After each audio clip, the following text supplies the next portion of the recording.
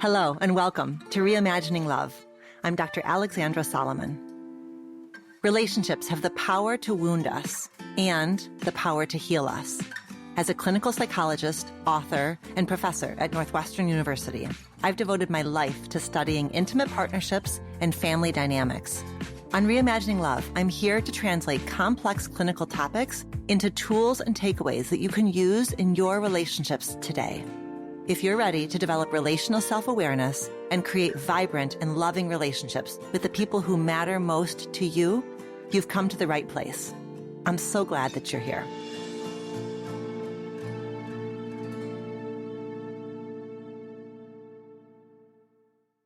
Today's episode of Reimagining Love is brought to you by Simon & Schuster in celebration of novelist Monica Ali's new book, Love Marriage. This novel traces the journey of Yasmin Gourami, a 26-year-old doctor in training, just like her Indian-born father, who is engaged to the charismatic, upper-class, and white Joe Sangster, whose formidable mother, Harriet, is a famous feminist. The gulf between families is vast. So too is the gulf in sexual experience between Yasmin and Joe. Monica Ali is a gloriously acute observer of class, sexual mores, and the mysteries of the human heart, who has written a captivating social comedy and a profoundly moving, revelatory story of two cultures, two families, and two people trying to understand one another. Monica Ali's first book, Brick Lane, was a finalist for the Los Angeles Times Book Prize and the National Book Critics Circle Award, and it was shortlisted for the Booker Prize. It was named a Best Book of the Year by the New York Times, Chicago Tribune, the Washington Post, and The Atlantic. It will be abundantly clear to you as you listen to my conversation with Monica that I loved Love Marriage. And as a listener of this show, I think that you will too. You can learn more about Love Marriage by following the link in the show notes. Go grab your copy wherever books are sold. Welcome to a very special Love Stories episode. This is for the first time on Reimagining Love, a literal Love Stories episode. I love to read books, all types of books, but especially fiction. And I suspect that many of you listening are also bookworms. If that's the case, you're in for a treat. In celebration of her new novel, Love Marriage, I am joined by the acclaimed writer, Monica Ali. Love Marriage is a beautiful book that follows two cultures, two families, and the secrets they keep. I really loved the story and was blown away by Monica's thoughtful exploration of the topics that we so often discuss on Reimagining Love: sexual identity, family dynamics, cultural contexts, and of course, therapy. Monica Ali was born in Dhaka, Bangladesh, and grew up in England. She was named one of the 20 best young British novelists under 40 by Granta. She's the author of 4 previous novels, including Untold Story and Brick Lane, which was shortlisted for the Booker Prize and the Guardian Book Prize, nominated for the National Book Critics Circle Award and the Los Angeles Times Book Prize, and was named a winner of the 2003 Discover Award for Fiction and a New York Times Editor's Choice book that very same year. Monica lives in London with her husband and their 2 children. This was such a fun conversation, and I love shedding light on a fictional story that explores so many important and fascinating themes, and I loved hearing from Monica herself about her writerly process. Enjoy. Monica, thank you so much for being here today with me. I'm delighted and looking forward to the conversation. I am so excited for us to be here in celebration of your brand new novel, which is called Love Marriage. And I loved this book. It is rich and subtle and it's thoughtful. It engaged my mind. It engaged my heart. And it was one of those books where as I reached the end, I found myself reading more slowly because I just didn't want it to be over. I did not want to leave the world of these characters. I didn't want to see how you were going to bring it all. I mean, one part of me was curious how you were going to bring it all together, but the other part of me knew that then that would mean that the experience was over. So thank you, first of all, for writing this book. It is gorgeous and wonderful, and I'm so glad that we have it in our world. Oh, thank you. That's music to my ears. I just think that's the highest possible praise when you don't want a book to end. That says it all, really. Thank you. Mm-hmm. So when people ask you, so what is your new book about, Monica? What do you say? How do you talk about this new book, Love Marriage? It tells the story of Yasmin Garami, who is a junior doctor at a big London hospital. She's 26 years old. She's engaged to be married to a fellow doctor, Joe, who is handsome, he's charming, he's rich. He's also very kind and sensitive. But then he does something really shocking. He cheats on her. And Yasmin is obviously distraught by this. And she goes off and does something that's even more shocking to herself. She has revenge sex. And Yasmin is someone who's always followed the rules. She thinks of herself as a good girl, a good person with a moral backbone. And she doesn't tell him about this cheating that she's been involved with. So she carries this around as a massive burden of guilt and shame. But what she doesn't know is that Joe is nursing an even bigger secret of his own. So at the start of the book, Yasmin has a life plan all sorted out. She knows what path she's going to follow. And then everything starts to implode and explode from there. So Yasmin's parents are from India originally. Her father is a doctor. Her mother is a stay-at-home mother.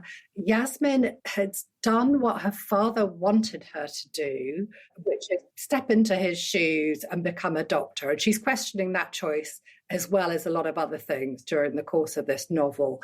Her younger brother, Arif, is quite a wayward soul. He's different. He rebels. And Yasmin is often feeling quite resentful about his behaviour and the extra pressures that places on her. So she's getting pressures from family, home, the workplace is a pressured environment where sometimes she faces discrimination and assumptions by other staff and by patients' relatives. And then there's the tangled matter of her love life. Now, I'm totally with you when you say that sex, I would say, is at a very fundamental level the propeller of the story. It kind of forms the spine of the story in a lot of ways. So a lot of the turning points in the book hinge on sex in one way or another. And that's not to say there are many sex scenes. There's only a couple of sex scenes. It's not 50 Shades of Grey or anything like that. But it's a very important part, not only for Yasmin, but for other characters as well. But for Yasmin in particular, her journey, if you like, of self-discovery, sex is a part of that. And I think, why is sex the driver as I've described it? I think it's because it's something that's universal or near universal as a human drive. It's every character's weakness. It's every character's strength. It's how a lot of conflict and drama is evoked in the book through secrets and lies and guilt and shame, are also the opposite in finding freedom and so on. And for Yasmin, it's a really serious moral issue when she breaks the rule in this way and she strays. But it's also part of her reacting to, what does it mean to live life on one's own terms? To what extent are we constrained by the expectations of others? How much do we hide our own desires and hide those desires even from ourselves? You know, so all of that, it's not to me a throwaway gratuitous part of the book. To me, it's really integral to who she is, who she could be, and how she finds her way in this world. It is what you've done so masterfully. I have never been and will never be a fiction writer, so I can only be in awe of the ways in which you're right. Sex is woven throughout the book, never once in a way that is titillating or gratuitous, as you describe, but that invites us as the reader to explore all these different facets. Sex as healing, sex as revenge, sex as an attempt to understand, sex as violence, sex as deceit, right? All of these different positionalities that we all experience in our own relationships with sex. You insist that we see it as so much more than just a thing that people do, right? That there's deep meaning about ourselves, about our relationships, about the world, about the messages that the world has told us, right? There's this scene where when Yasmin is sitting with the heaviness of what she's done, you know, she's in a space of deep ambivalence about her faith, right? Her mom is Muslim and she's rather devout. And she's sort of always trying to get Yasmin to use more prayer, to use these parables as the guideposts in her life, the way that Anissa, the mom, has used them in her own life. And so when Yasmin is in this dark night of the soul, she has this urge to sit with the Quran, right? And she wants to hold the Quran and read a prayer, but she's menstruating. Yes. So she can't. So there again is this bind between like the good girl, bad girl split, that even in her desire to be a good girl and grasp the Quran and seek her comfort there, she can't, because she is a bad girl or a dirty girl, as a menstruating girl, right? It just is so like, you do it again and again to us. You force us into these moments of like the complexity. I also think that it's complex for some of the other characters. So for Joe, who is her fiance, his family is white. There's also a class difference. The Garamis are solidly middle class. The Sangsters are what we would call posh. You know, they're wealthy, upper middle class. All of these freedoms that Yasmin's rather envious on, particularly early on in the book. His mother is a famous feminist. She's written books. One of the most famous is a memoir that she's written about all her lovers, all the male and female lovers. And Yasmin envies this openness. But actually, Joe's freedoms, the ironic thing is that things that seem on the surface like freedoms can often be things that bind us and vice versa. I think in the book, you know, maybe that ranges from Rania, Yasmin's friend, wearing the hijab, which other people would see perhaps as a symbol of oppression. To her, it's a symbol of her freedom to choose to wear what she wants. For Joe and his family, the liberal attitudes around sex represent freedom to Yasmin in the beginning. But Joe is actually at the mercy of his compulsions around sex. And he is anything but free. He's actually imprisoned because he doesn't understand where those compulsions come from. I'm always interested in looking at, you know, what's on the surface and what lies beneath and the gap between the two. Absolutely. And the ways in which in our culture at large, we struggle to hold difference as just difference. We turn those differences into hierarchies.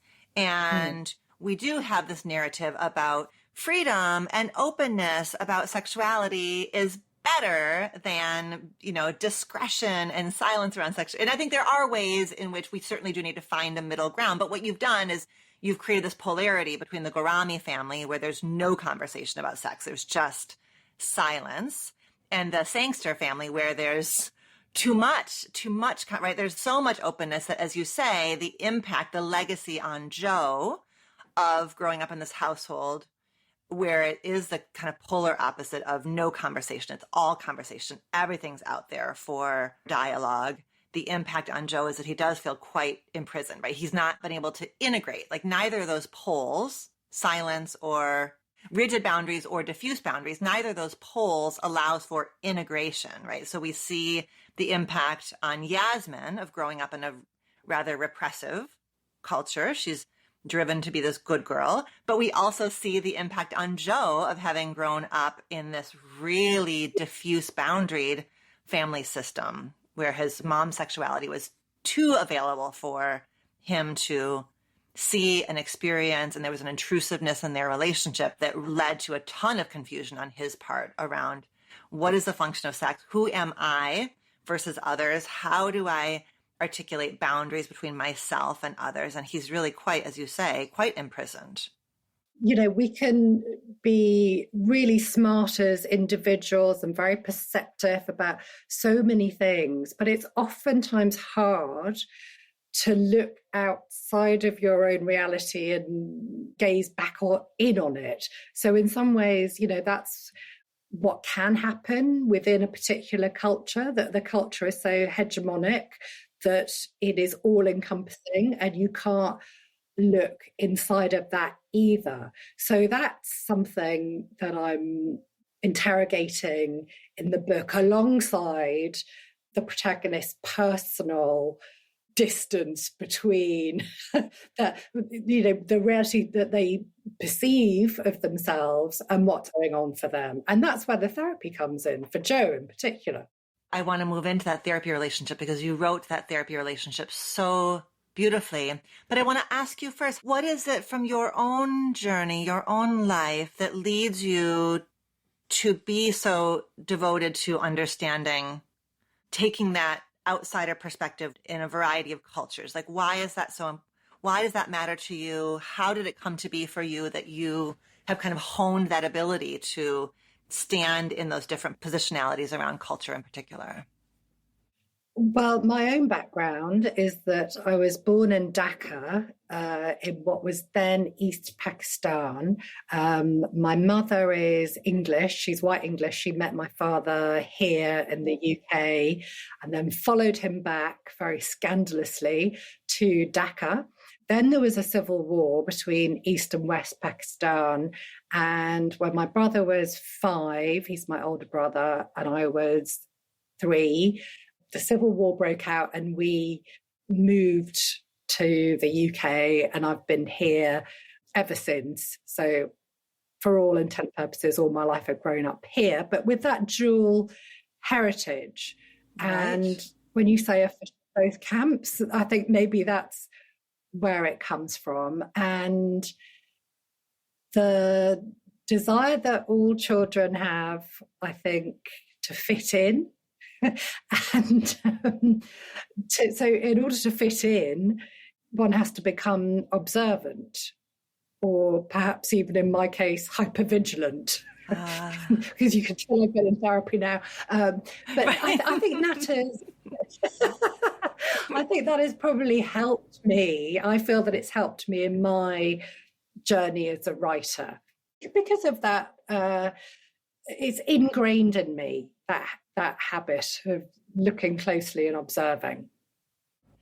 Looking closely and observing, that sort of, right, you developed as a young girl in an effort to understand a world that didn't always make sense. And it was a survival strategy, I imagine, right? To be able to observe and to figure out how to fit, how to navigate. How to fit in English society, at school, with friends, and then also how to adapt behaviours for home or for Bengali friends of my father's. You have to behave differently according to where you are and who you're with.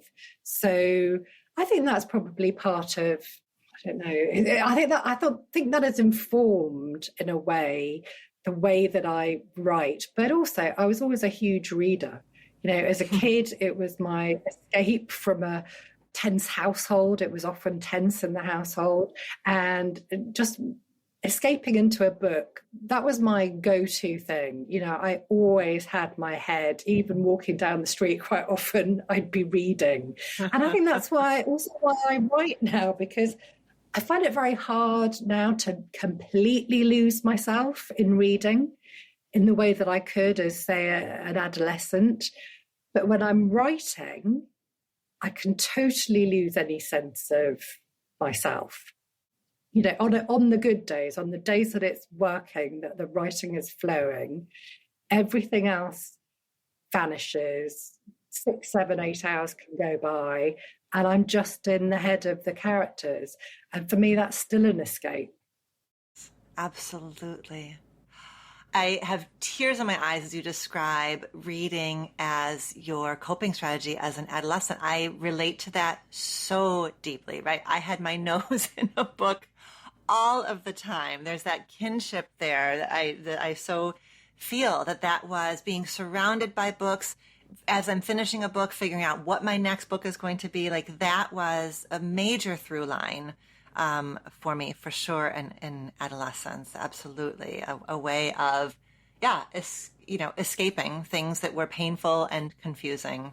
Mm-hmm.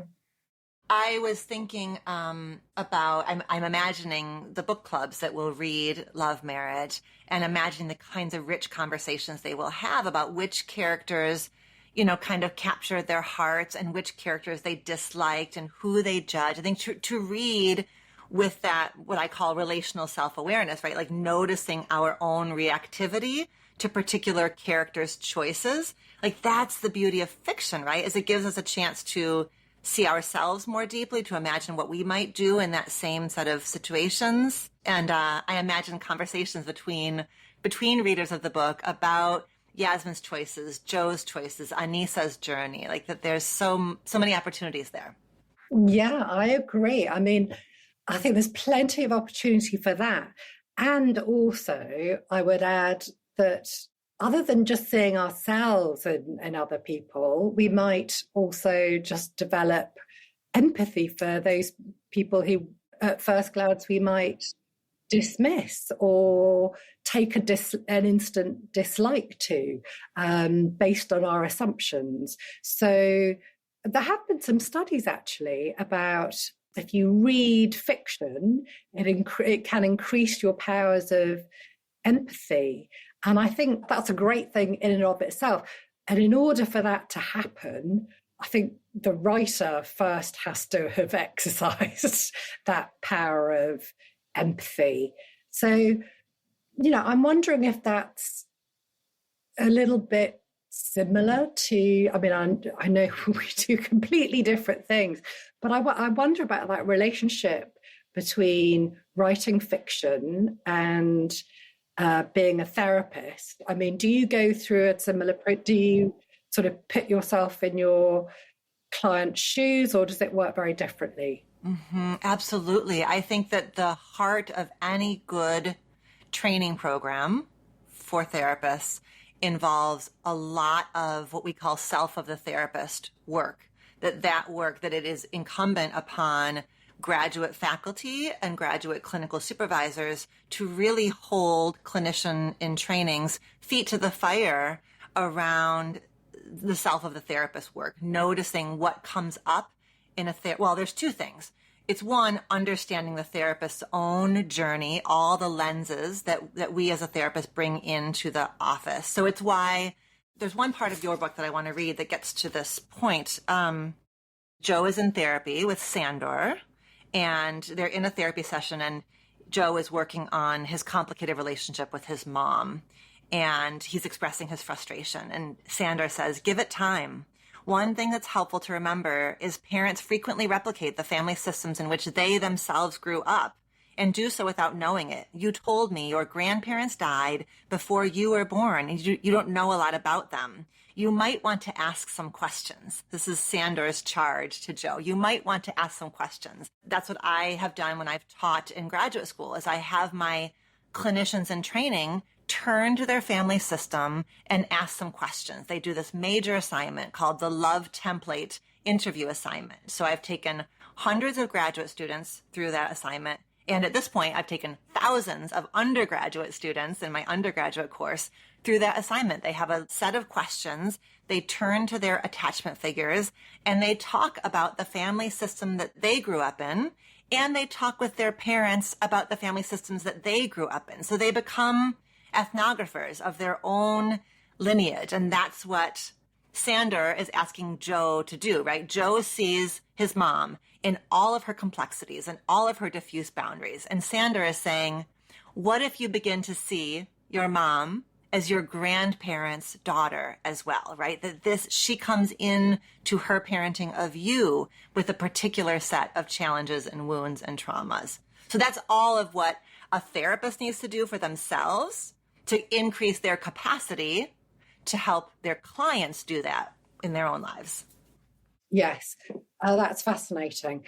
In the book, there are sort of adult-child-parent relationships, yes, which range from Harriet and Joe's seemingly sort of easy relationship, but anything but, to the difficulties that Arif and Shaukat, Yasmin and his father, encounter consistently throughout the book, where they really are just butting heads with each other.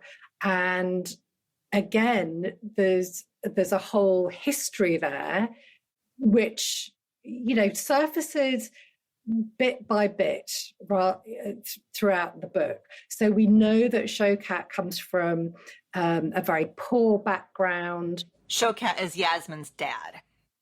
Yasmin's dad. That he grew up really on the streets of Calcutta in India, made this love marriage to Yasmin's mother, and he's become a success. You know, he's established himself as a doctor in London. He lives in a comfortable suburb, and yet he has all this rage. And the rage is most often directed against his son, who he sees as a wastrel. He's done a degree in sociology instead of something respectable like accounting or medicine. Those are the key things. Professions like law, accounting, medicine. Those are the three immigrant go-tos because they're safe options. And Arif says he wants to work in television, and he's actually got no job at all. And so there's a constant battle between them, which becomes explosive at times. But beneath Shaukat's rage, really what emerges is fear. Right. So the young Muslim man, Arif's father, is very aware that Arif is going to face more obstacles, more difficulties. He's already been profiled. Not that he's involved in anything, but he's been profiled. So Shaukat's fear emerges as rage, but the fear is based on love, really. Mm-hmm. Love throughout the book is expressed in myriad ways, depending on the context and the family relationship and the history, very crucially, as you say, of those families involved. I'm looking at all of the topics I want to cover with you. I don't have a smooth segue here, but I really feel like I need to talk with you about the sex scene that you wrote, that I don't think I ever have read a scene like this in a book, where you took us into a period sex scene that I've not read that before. It was bold. It was graphic, descriptive, right? You wrote about period sex. Tell us why you did that. What was it like for you to write that scene? Why was it important to write a period sex scene? Oh, goodness. Well, I have to say, my daughter, who is now 21, she read an early copy of the book when she's away at university. And when she hit the period sex scene, she called me up and said, Mum, how could you? Don't you realise Grandpa was going to read this? Meaning my father. Think about your father. she was horrified. But you can't write with somebody looking over your shoulder. You just never write anything in that case. Especially your dad. It's not going to work, is it? But, you know, I was very worried about writing the sex scenes, and there's only really a couple. In my first book, Brick Lane, Nazneen, who is the heroine of that, she also has an affair, but it was in keeping with Nazneen's character as a devout Muslim and a very conservative one at that, who had grown up in Bangladesh, that at the point where they are getting into bed, I could draw the curtain, so to speak. We didn't need to see the sex. That was in keeping with her character. Whereas for Yasmin, it's a really essential part of her development and her journey, and reckoning with her own desires, reckoning with her, but really with who she is as a woman, and the male-female power dynamics, and her own sense of volition, her sense of independence. And added to that, she's not only unfaithful, but she also has sex on her period, which is taboo in Islam. So it adds an extra weight to it. Although Yasmin herself is not really religious, she doesn't know whether she believes or what she believes, but culturally, she has grown up imbibing and internalizing some of these strictures. So for her to transgress in this way is both horrifying to herself and also deeply liberating. It gives her a sense of possibility, I think, and just a new way to approach her own life and to claim it. Yes, that everything that you're saying makes so much sense. And I loved also the response of the man she's with, right? Who is nonplussed. The way that he handles it is the way that I want every man to, every partner, right? Like this is the way that I want all of us. Like he does not do a single thing to reinforce or reflect back. Yeah, I mean, Yasmin's got shame. She's got shame about what she's done. She's got shame about the blood. She feels incredibly exposed. And he's just nonplussed about the entire thing, which is exactly how I wanted him to respond and every partner to respond. So it was just beautiful in that way, right? That it was just, his response really confronted and challenged and subverted her narrative about shame and, disgust. Right. I mean, it looks like a crime scene. There's bloody handprints on the wall, and he doesn't turn a hair. He's like, say what? You're a doctor. You're used to blood. Yeah.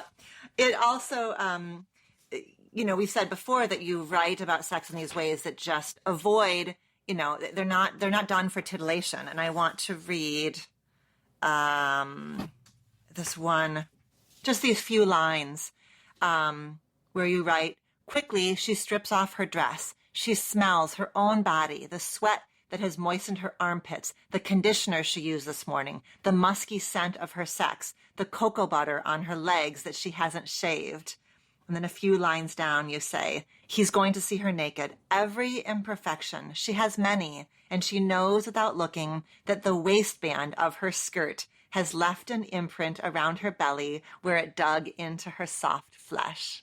It's just so real. It's just so real. And it's what we experience in those sexual moments, that like interplay of I'm in this moment and I'm watching myself in this moment. Like the fact that you honored that dual consciousness in that way, it's just so validating and beautiful and human.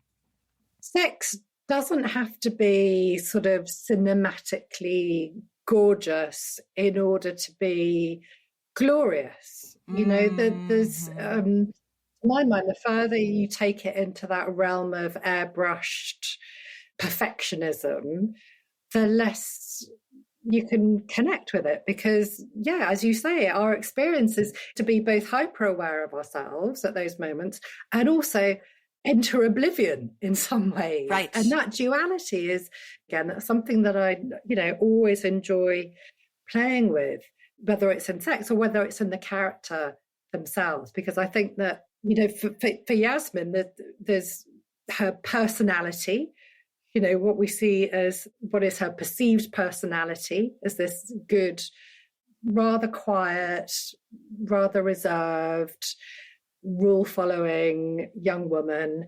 and her deep character, Hmm. what is really deep within her, and also how that plays out between, where does one's character reside? Where is one's self? And that's something I'm always interested in when I'm creating characters. I mean, the idea of a solid self, to me, doesn't really exist. It's dynamic. It's sort of spatially and over time and between people. I mean, that to me is where character resides, and therefore it's always changing. Yes. So, we talk about, this is what Yasmin's character is like. Well, Yasmin's character only reveals itself in who she's with and what she does, and, those interactions. That to me is character. That is so much the heart of therapy, I feel, right? Because very often as a client and I are deepening and widening their story of themselves, we have to also always honor the self that was, right? As the self changes, I think one of the challenges is as the self changes, as we grow, as we expand, we can look back at the self from 1 or 2 or 10 years ago and be critical, right? But that wasn't a false self. That was the self that was doing the best at that time. And that's what you're right. Each of these characters has this arc. And as we watch them peel back a layer of their story, of their own self-awareness, it's done really gently. And it's done in ways where we can still hold compassion for where they started and why they started there. And that it wasn't that was fake or bad or wrong. That was just what was true then. And then life happened and there was growth, and then more life happened and there was more growth. And that's so true for all of us. And it feels very resonant with the journey of therapy.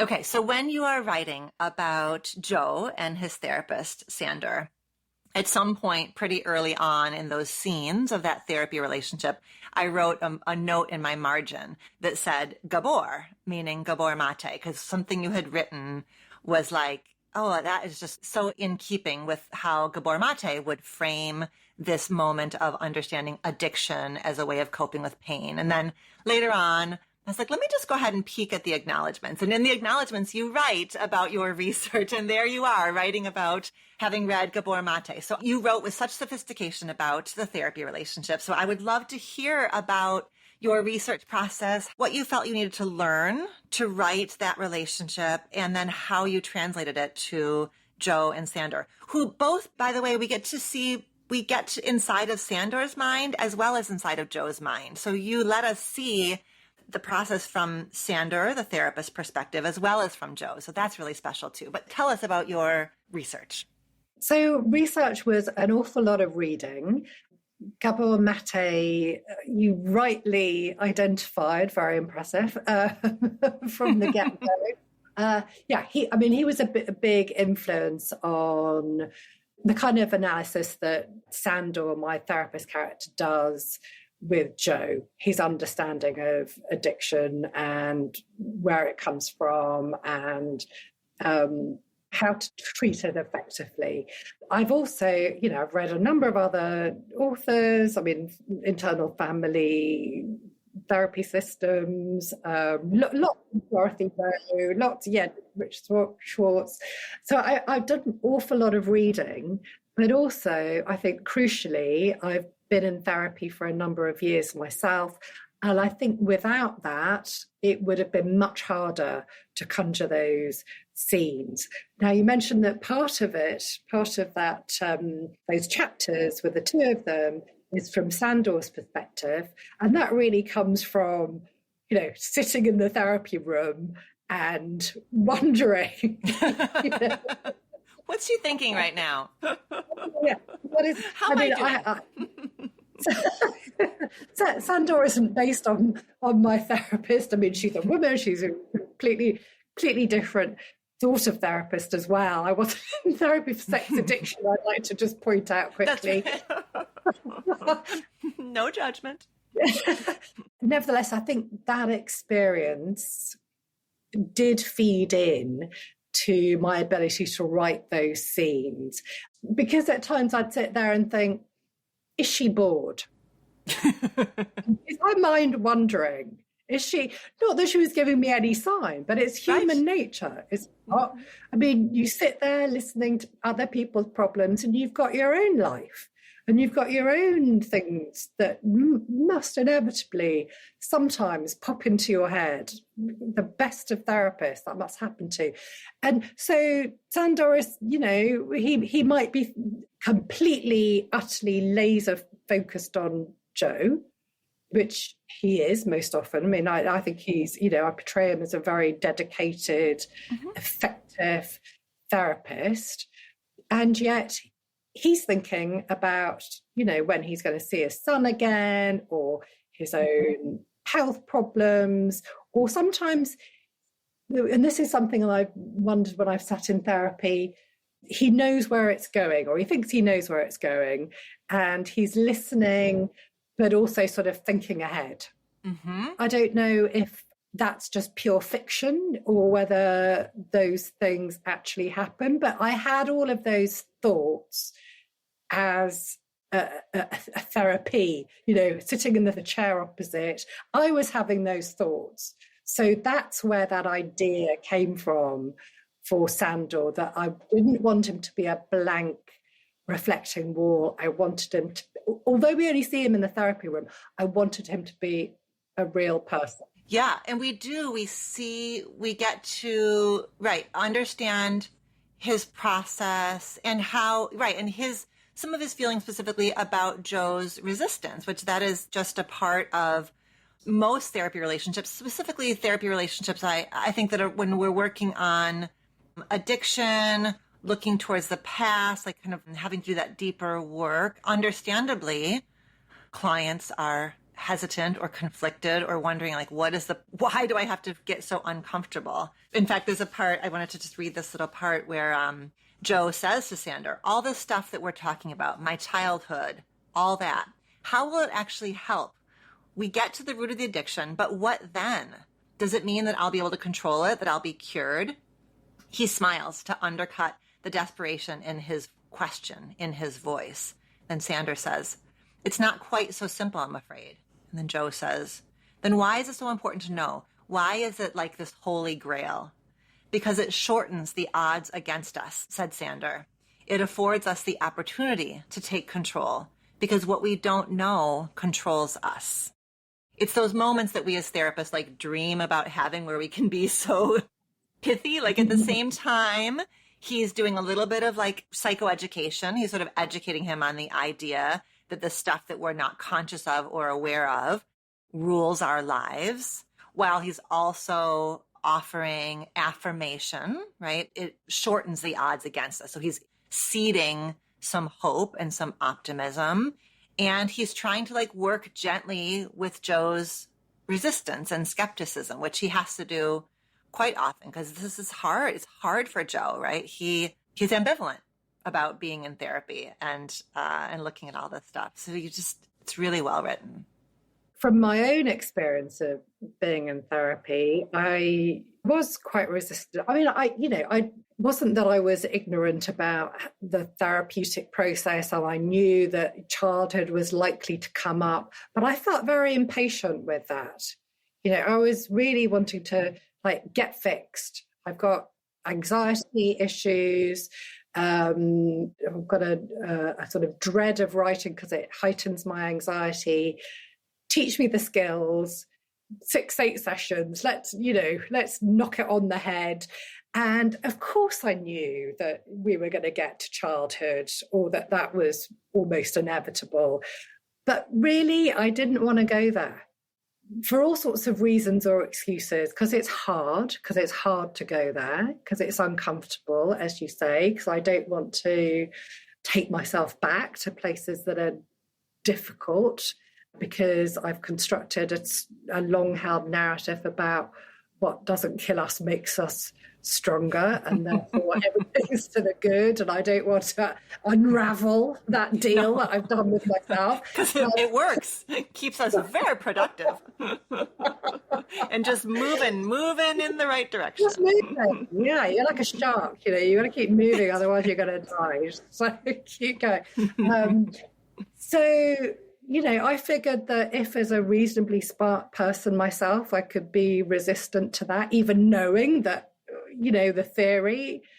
I figured that Joe might also have some of that same resistance. And my therapist was very good at she'd drop in little ideas, little hints. Well, they were big actually, but she'd do them in a very light way. Okay, that's sort of interesting. But inside I was thinking, no, she doesn't have the first clue. I am not like that. That is not me. And then I go away and think about it. I come back and say, oh, Damn it. what thing you said?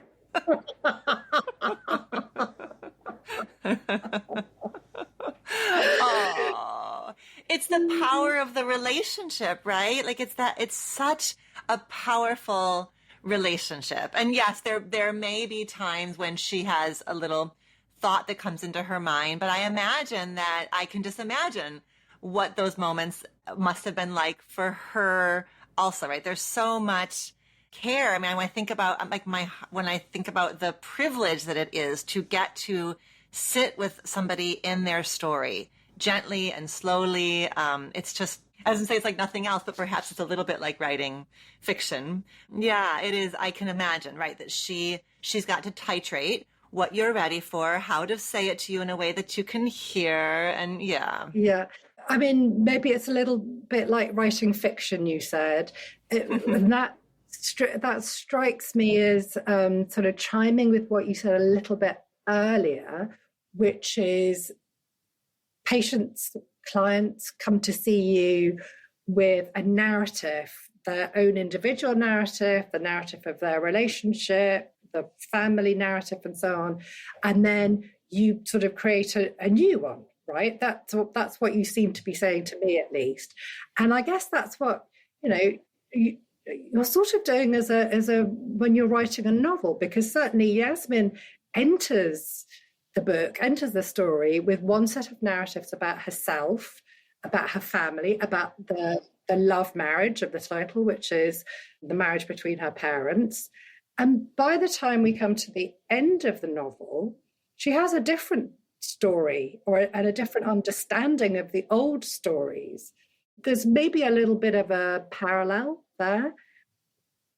There 100% is. Absolutely. It's a really powerful parallel. It's funny, a few moments ago, I flashed on this thing that I've said a number of times in my career. Like if I start 3 therapy relationships, a new couple, a new individual, another new couple, if I start a few therapy relationships like around the same time, I will say, like, it feels like starting 3 books at once. Like getting to know a client is very much like reading a book, and that feeling of like what it feels like when you crack open a new book and you're just at the beginning. Like there's so much uncertainty. There's so much unknown. You're beginning this journey, and it's very powerful, those parallels. Yeah. Before I let you go, will you tell us who was the most difficult character for you to write? Well, let me back up by saying you do something that is as a choice point that you needed to make as a writer. You write from 4 different perspectives. You let us into Joe's mind, Yasmin's mind, Harriet's mind, and Sandor's mind. And then there's other characters who we get to know, but we actually get inside of those 4 in particular. Who was the most challenging for you? Oh, well, it's interesting that you say that we get inside 4 minds, because I think we get 3 different perspectives. We get Yasmin's, Harriet's, and Sandor's, and it's only through Sandor's perspective that we get into Joe's head.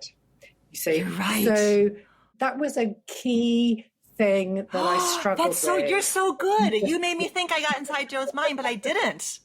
That's fascinating. You're right. We never do get inside Joe's mind. Oh, Monica, you're so good. Okay, go ahead. That was one of you sort of gave me the answer to your own question, actually, because I would have struggled otherwise to identify it. But it was that decision about how do we get Joe's story without being in his perspective. The question was, how are we going to feel close to him, know enough about him without being inside his head? And Sandor was the solution to that problem. And then actually he wasn't a difficult character to write. But, that gave me trouble at the start. Fascinating. Do you have note cards? Like, how do you track your plot lines? Like, can you just give us a little window into how you keep track of all these pieces and these threads? Yeah, I mean, for me, everything about writing comes from character. So as long as I know the character well enough before I start to write, and I know that's the other big decision is whose perspective are we in? So that really says a lot about the writing. If I know the characters and I know which characters' perspectives I'm going to be taking, the rest doesn't happen totally organically, as in it's completely easy. I mean, I struggle and I have to go back, and there's a sort of analytical, apart from the creative side, there's an analytical, intellectual part of writing a novel, fitting everything together, as you would have to do in your non-fiction writing. You have to structure the book, you have to make the parts work together. And I have to say that with previous novels, those two things have always sort of worked hand in hand. So but by the time I've got to a final or first draft, it's been pretty much the shape and the finished book. And that's because I edit as well as I go along. But with this novel, I just kept writing and writing. Once I had the opening line, the characters and the perspectives, I sort of knew where it was going, but really I was letting the characters take me there in whatever way they would. And I really, really worried that this is the wrong process. This isn't my process. I'm writing too much. I'll never be able to cut it down. But then actually when it came to editing and cutting, it was totally fine. The structure was there. I just had to carve it out of this wall of words that I'd written. And I learned from that, that it's not about having my set process. It's about what each particular book demands or requires. And this book demanded that I let go. And I think it worked.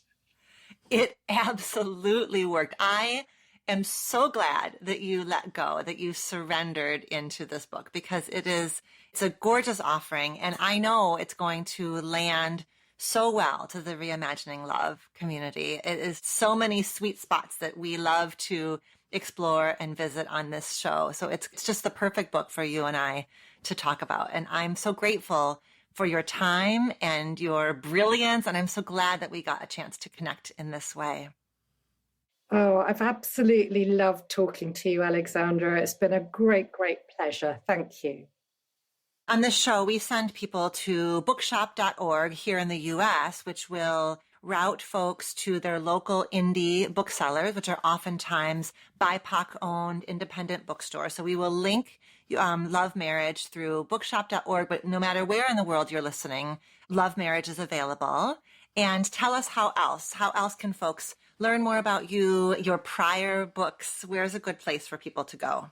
They could go to my website, which is just monicaalley.com.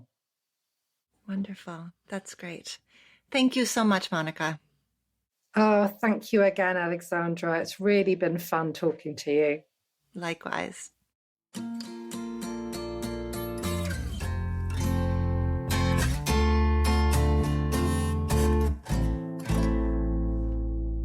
Whether you have been listening to Reimagining Love since the show's inception or you're a newer listener, I really value your feedback about the show and your listening experience.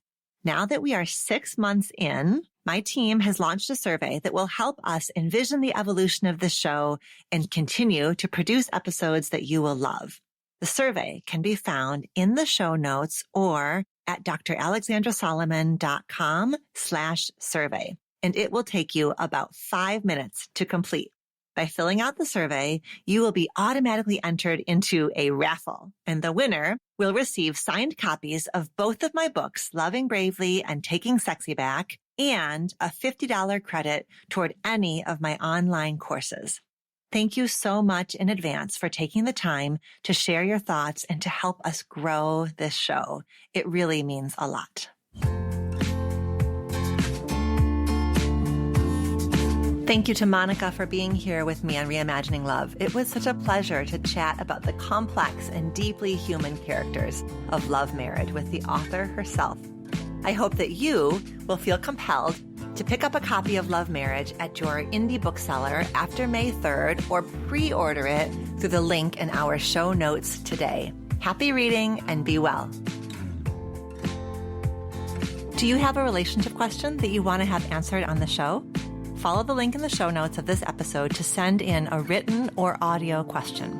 Questions can be about intimate partnerships, family relationships, friendships, you name it. I can't wait to hear from you.